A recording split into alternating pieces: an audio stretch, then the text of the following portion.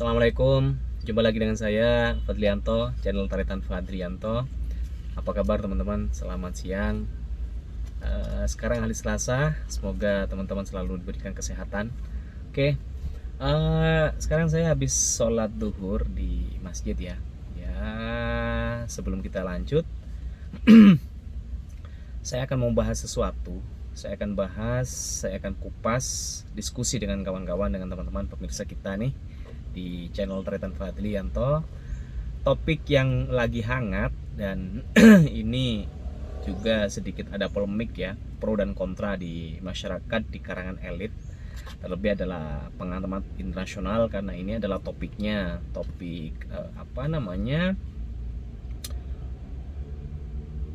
ada kaitannya dengan politik internasional, walaupun ada sangkut pautnya dengan tokoh, yaitu salah satu calon kandidat Presiden Republik Indonesia 2024. Siapa itu? Yaitu Prabowo Subianto. Jadi beberapa waktu yang lalu ya, Prabowo Subianto hadir dalam acara IISS Shangri-La di Singapura, International Institute for Strategic Studies, dialog di Shangri-La Singapura. Jadi di situ beliau menyampaikan beberapa hal yang berkaitan dengan perdamaian dunia, keamanan regional, dan kemudian percaturan politik global. Oke, sebelum kita diskusikan lebih lanjut, kita bicarakan lebih lanjut, kita saksikan saja cuplikan dari pemaparan beliau, Prabowo Subianto, sebagai Menhan yang hadir dalam acara IISS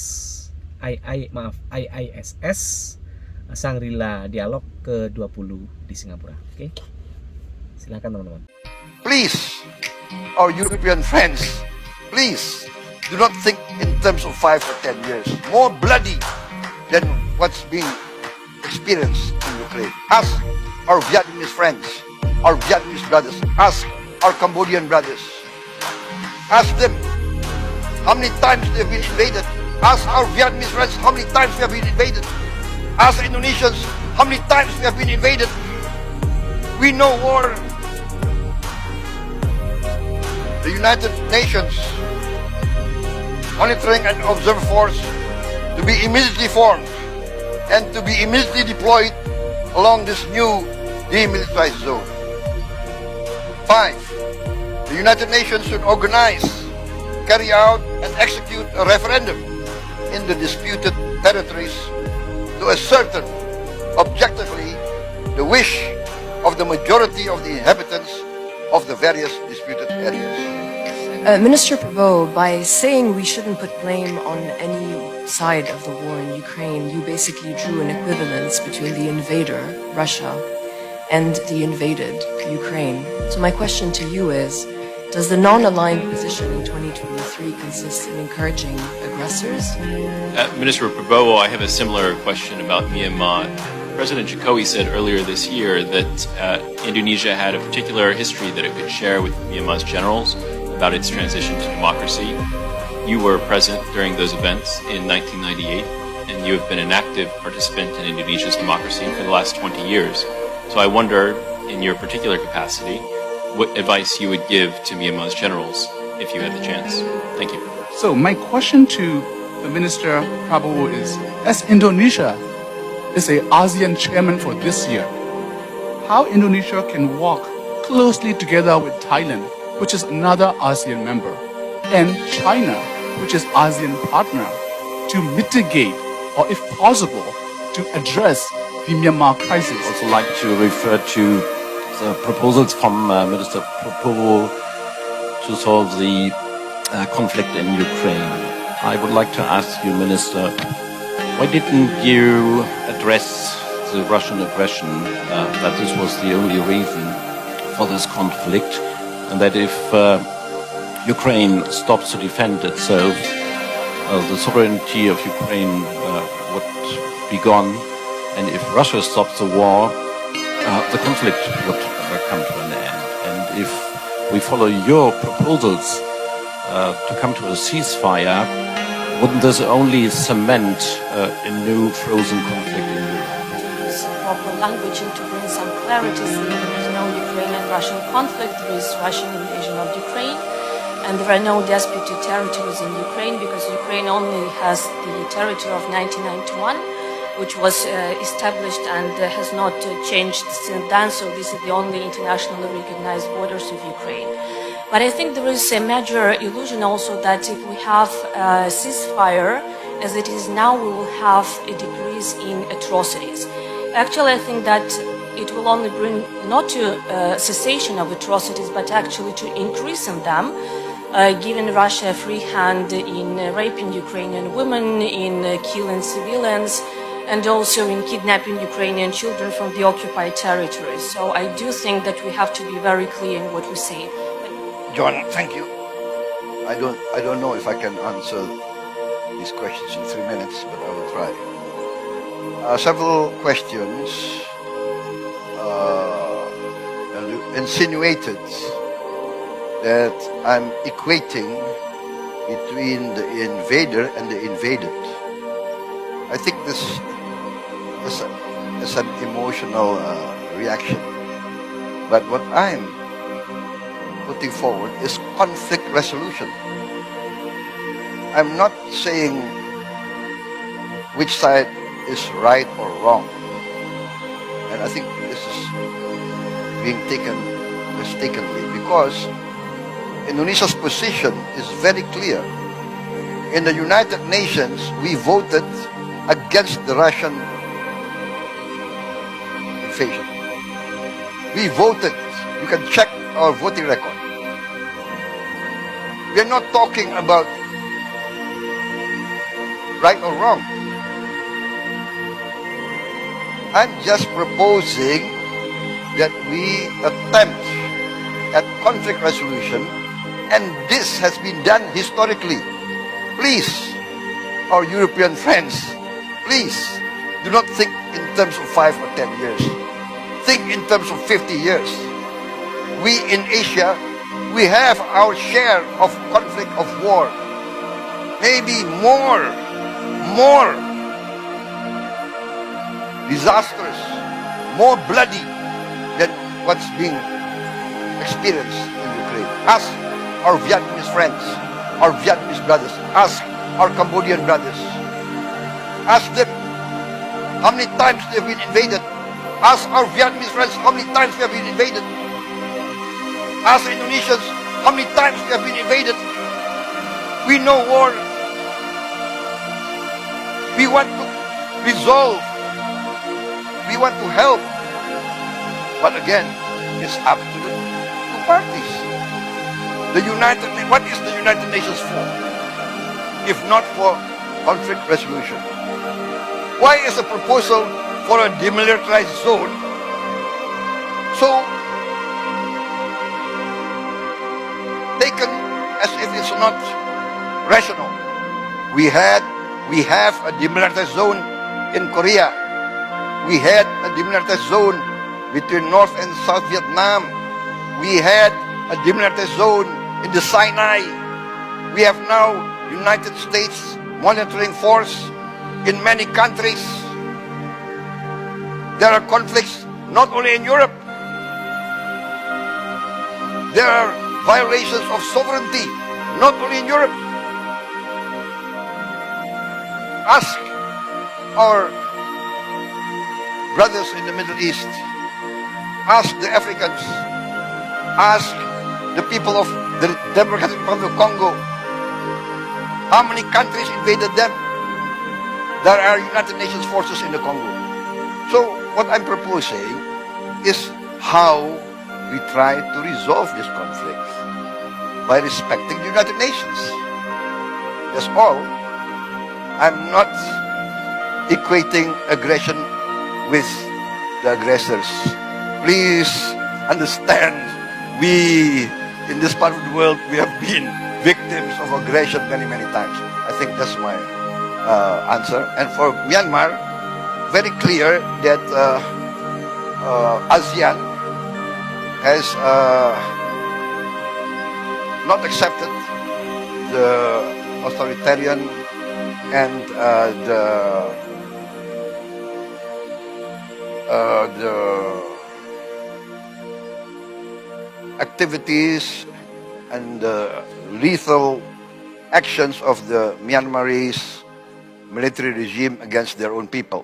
So that is very clear. Teman, dalam cuplikan video itu jelas ya, beliau Prabowo Subianto sebagai Menteri Pertahanan Republik Indonesia hadir dalam acara IISS ke-20 di Shangri-La, Singapura, bahwa beliau menyampaikan ada beberapa hal yang kemudian dijadikan sebagai bentuk ataupun saran ataupun bahkan menyodorkan rencana dan proposal untuk perdamaian yang lebih spesifik adalah konflik antara Rusia dan Ukraina. Yang itu menariknya, proposal itu, sodoran proposal itu menimbulkan banyak polemik baik di di negara kita, bahkan kemudian di kedua belah pihak yang terlibat dalam konflik tersebut. Jadi dalam proposal perdamaian yang disodorkan oleh Prabowo Subianto dalam dialog di Shangri-La kemarin, ISS International Institute for Strategic Studies, dialog ke-20 Shangri-La Singapura, di situ Prabowo memaparkan ada 5 tahapan penting yang harus dilakukan oleh kedua belah pihak, yaitu Rusia dan Ukraina, untuk menyelesaikan konflik di Ukraina. Yang salah satunya beliau katakan bahwa yang harus dilakukan oleh kedua belah pihak, baik itu yang menginvasi ataupun yang diinvasi, ini tidak berbicara tentang apakah kemudian Indonesia itu mendukung ataupun tidak mendukung kedua belah pihak, ya. Yang pada prinsipnya, ketika resolusi PBB yang menolak ataupun mengecam invasi Rusia ke Ukraina, Indonesia tegas, yang disampaikan oleh Prabowo Subianto, bahwa Indonesia menolak dengan tegas invasi Rusia ke Ukraina. Nah, kemudian di situ Prabowo Subianto sebagai Menteri Pertahanan Republik Indonesia menawarkan resolusi konflik yang harus dilakukan oleh kedua belah pihak. Yang salah satunya adalah, yang pertama, karena di sini ada nanti kita paparkan adalah 5 yang disampaikan oleh Prabowo Subianto. Yang pertama adalah gencatan senjata, karena ketika ingin ini bicara soal konteks, ya, ketika kita akan berbicara tentang perdamaian kedua belah pihak yang lagi bertikai, tentu dalam kondisi berperang memang kedua belah pihak harus mengambil sikap untuk gencatan senjata. Jangan sampai kemudian mengangkat senjata untuk memberikan ruang di mana diplomat itu berdialog. Nah, disinilah kenapa kemudian Prabowo Subianto sebagai Menteri Pertahanan Republik Indonesia menawarkan gencatan senjata. Yang kedua adalah menarikan mundur pasukan Rusia dan Ukraina, ya, sejauh 15 km dari titik terakhir. Nah, ini konteks yang kalau bicara soal menarik mundur, ya, 15 km dari titik terakhir setiap pasukan kedua belah pihak, kedua negara ini, memang ini salah satu yang menimbulkan polemik. Karena kalau kita kaji di beberapa pengamat politik internasional, dan juga apa yang diambil sikap oleh negara-negara barat, dan kemudian Ukraina itu sendiri yang notabene adalah negara yang diinvasi oleh Rusia, jelas mengatakan bahwa Menteri Pertahanan Rusia Olesnikov, susah ejaannya teman-teman, dan jubir Ukraina jelas Nikolenko, mereka mengatakan bahwa mereka menolak resolusi itu, proposal perdamaian tersebut, karena menganggap bahwa proposal itu seakan-akan itu yang membuat atau yang memesan adalah Rusia, walaupun itu tidak benar. Tudingan semacam itu ya. Nah, kita katakan bahwa itu tidak benar. Karena yang diinginkan oleh Ukraina lewat jubir dan juga lewat Menteri Pertahanan Ukraina, bahwa Rusia harus menarik mundur pasukannya ke perbatasan negaranya. Semua, tidak hanya kemudian di negara-negara di daerah-daerah konflik seperti di Luhansk dan di daerah Donbas ya, Luhansk dan Donetsk dan juga di Crimea. Jadi yang diharapkan, yang diminta oleh Zelensky sebagai presiden Ukraina, Rusia harus menarik mundur pasukannya ke perbatasan kedua negara. Nah, itu poin kedua yang memang menjadi polemik antara pihak Rusia dan pihak Ukraina atas resolusi perdamaian yang disampaikan ataupun yang disodorkan oleh Prabowo Subianto dalam proposal perdamaiannya. Yang ketiga adalah pembentukan zona demilitarisasi. Nah, ini juga sedikit agak ambigu kalau bahasa pengamat, bahwa zona demilitarisasi ini apa yang diharapkan, karena konteksnya ini adalah invasi sepihak dan yang diinginkan oleh Zelensky ataupun oleh Ukraina, bahwa Rusia menarik mundur. Dan keempat, pembentukan misi pasukan perdamaian PBB. Ini juga tidak akan diterima. Kenapa? Karena keinginan yang pertama adalah untuk menarik mundur, itu tidak disepakati. Nah, itu yang keempat, penyelenggaraan referendum di wilayah sengketa. Ini juga yang dianggap punya polemik pro dan kontra, karena memang Ukraina dalam hal ini sebagai negara yang diinvasi tidak pernah menilai ada beberapa wilayahnya yang bersengketa, baik itu di internal di pasukan pemberontak wilayahnya seperti halnya di Crimea, terus kemudian di Luhansk dan Donetsk, daerah Donbas ya. Mereka menilai itu tidak ada sebenarnya, karena itu adalah pasukan bayaran dari Rusia. Jadi tidak relevan kemudian bahasa Ukraina atas penyelenggaraan referendum wilayah sengketa, sehingga jubir dari Ukraina mengatakan bahwa resolusi ataupun proposal perdamaian Prabowo Subianto yang disampaikan di acara International Institute for Strategic Studies Dialog Shangri-La ke-20 di Singapura, bahwa itu sebenarnya adalah akal-akalan Rusia, dan kemudian ini latar belakangnya adalah latar belakang sejarahnya sendiri, bahasanya sejarah Indonesia mungkin begitu. Nah, kalau saya boleh kita menilik ke belakang, bisa jadi ini salah satunya adalah dalam konteks ketika tarik mundur bagaimana menyelesaikan konflik di Timur, bisa jadi seperti itu. Namun teman-teman,